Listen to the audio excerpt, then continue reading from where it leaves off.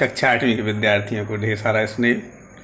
आज ऐसे पाठ की शुरुआत है जिसमें स्नेह का सही स्वरूप बताने के लिए विषय वस्तु ही बहुत बड़ी साधन होगी। बेटा, व्यक्ति अपनी आदतों से ही सुखी होता है, आदतों से ही दुखी होता है, आदतों से ही संपन्न होता है, आदतों से ही गरीब होता है, अधिकांश आदतों से ही अस्वस्थ होता है और आदतों से ही स्वस्थ होता है। अच्छी आदतें कैसी आती हैं? पवित्रता से। कबीरदास जैसे महान कवियों के लिए समझने से आज सौभाग्य संयोग है, अच्छा अवसर है कि कबीर की साखियाँ पढ़ने का हमें अवसर मिला। पहली साखी क्या कह रही है कि जाति न पूछो साध की, पूछ लीजिए ज्ञान, मोल करो तरवार का, पड़ा रहन दो म्यान। बेटा, इसमें शब्दार्थ देखें। जैसे कोई भी डॉक्टर होता, बहुत अभी एक दिन संयोग ऐसा बना हॉस्पिटल जाने का। हॉस्पिटल आपसे ये नहीं कह रहे हैं कि मन से जाना चाहिए कभी, लेकिन कभी ऐसा अपन को ऑब्जर्व करना चाहिए। जीवन जीने की प्रेरणा मिलती, कितना सूक्ष्म विश्लेषण वहाँ होता है। कोई भी चीज़ कैसे बहुत गंभीरता से जीवन का सही ज्ञान होता है, ऐसे ही व्याकरण में सही ज्ञान होता है, सूक्ष्म विश्लेषण। जैसे यहाँ साध शब्द लिखा, लेकिन इसका सूक्ष्म विश्लेषण करें। साध मतलब साधु या सज्जन। मूल, मूल्य या कीमत, मूल, मूल्य या कीमत, मूल्य है ना।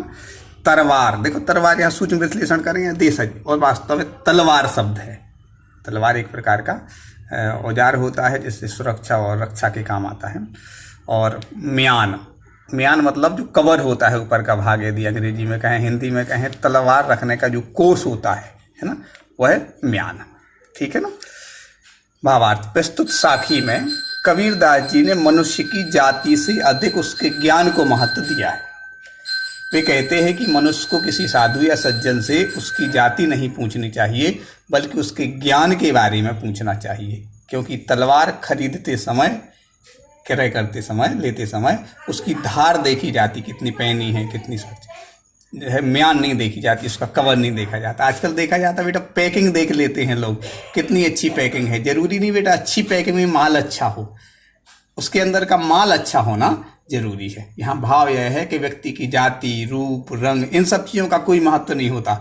महत्व होता है उसके गुण का, चरित्र का, निर्मलता का, पवित्रता का, ज्ञान का। ज्ञान का अर्थ शब्द और भाषण नहीं, ज्ञान मतलब हमारे अंदर बहुत पवित्र, निर्मलता, समता का भाव आए। साधु कौन कहलाता है? जो समता, सुख दुख में समता का भाव रखता है। तो साधु के ज्ञान को, उसके व्यक्तित्व को परखना चाहिए, ना कि उसकी जाति या उसके रूप रंग। ये बताने की कोशिश की गई है। ठीक है ना। दूसरी साखी है, आवत गारी एक है, उलटत होय अनेक, और कह कबीर नहीं उलटिए वही एक की एक। यहाँ गारी शब्द का अर्थ है गाली, अशिष्ट वचन, मतलब जो सुनने में अच्छा नहीं लगता, बहुत बुरा होता है। अच्छे लोग कभी मुख से गाली नहीं निकालते। संयोग सौभाग्य है कि आज तक हमारे मुख से गाली इसलिए नहीं निकली कि आप जैसे अच्छे बच्चे मिले और आपके दादा दादी, आपके बुजुर्ग, जो आपके पापा लोग, उन अच्छे लोगों से मित्रता रही। आपके मुख से यदि गाली निकलती है तो मान के चलना बेटा, आपकी बुद्धि कमज़ोर होने वाली है, आपका अपमान होने वाला है। और बड़ी बड़ी उलझने, कोर्ट कचहरी, गाली, थानी, ये सब क्यों होते हैं बेटा? अशिष्ट वचन बोलने से।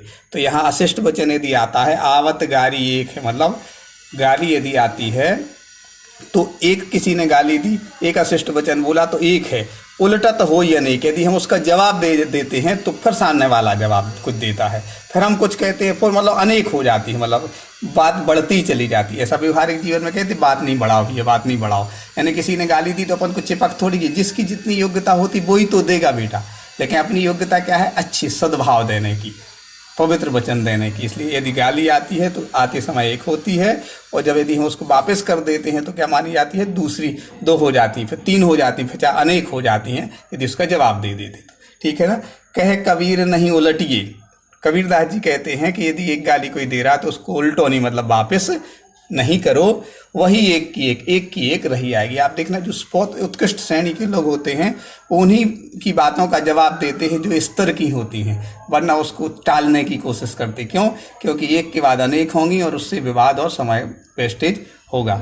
ये प्रेरक पंक्तियाँ सुना करके आज इस वीडियो को विराम देते हैं कि लोग कहते हैं सब कुछ स्वीकार करते जाना कमजोरी है, तो मैं लोगों की ये बात भी स्वीकार लेता हूँ। क्या करूँ, इससे व्यर्थ लड़ा नहीं जाता। क्योंकि बेटा, ये जैसे 7 अक्टूबर बहुत पवित्र और निर्मल समय है जो 11 बजे का समय, ये जीवन में दोबारा नहीं आना। तो इसका सदुपयोग कैसे होगा? जैसे कोई एक अशिष्ट वचन गाली दे रहा है, उसका जवाब नहीं दें, उसको अनसुनी करें। इसके लिए पेशेंस चाहिए, स्वास्थ्य सही चाहिए, नींद चाहिए, भोजन चाहिए। अपने आप फिर अपन फालतू की चीज़ों में नहीं लगेंगे। इसलिए कबीरदास जी की बात सही साबित हो जाएगी क्या कि आवत गाली एक है, गाली आती है तो एक ही रहेगी, उसको पलट दोगे तो अनेक हो जाएंगी। अनेक नहीं बनाना, बुरी चीज़ें अनेक नहीं बनाना। प्रेम आप 1 2 4 गुना अपन को मिलेगा। हम इस पवित्र सोच को अपने जीवन में स्वीकार करें, समय का सदुपयोग करें। हमारे सारे बच्चों को ढेर सारा, इसने बेटा ये लिखना नहीं है आपको, सिर्फ समझने के लिए है। लिखने के लिए तो हम प्रश्नोत्तर आपके लिए देंगे, ठीक है ना? खूब सारा स्नेह।